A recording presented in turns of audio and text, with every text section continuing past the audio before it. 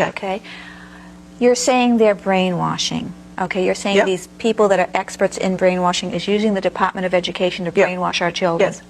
What are they after? Why are they doing it? Well, if you want to move a country from a free individualistic economy, Which we have. yes, or had, okay. to a planned economy, you have to do it through the schools. You have to dumb down and brainwash, change the attitudes and values. You have to completely, social engineering has to go on constantly, and many teachers know what I'm talking about. And people are going to say, well, when did this start? And who on earth ever did this? Why would a plan like that be allowed to be carried out? That's right. Well, then you have to go back to 1934, which I will do, and we have to go to the three-pronged fork, okay?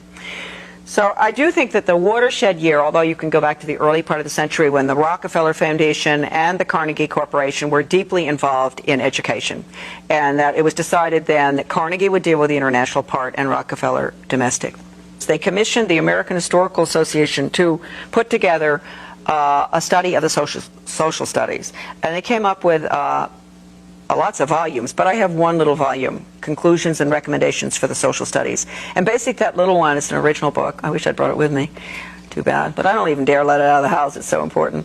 It called for changing the United States through the schools from a free individualistic economy to a socialist, collectivized, planned economy in the New World Order. It says that in the book? Yes. And that book was written when? In 1934. By who? It was the Carnegie Corporation paid for it. The American Historical Association put it together. And can people get that book in the library? No. No, they can't. They were very instrumental in getting the Elementary and Secondary Education Act passed, which, as I said before, changed education from knowledge, content-based, academic, to performance-based behavior.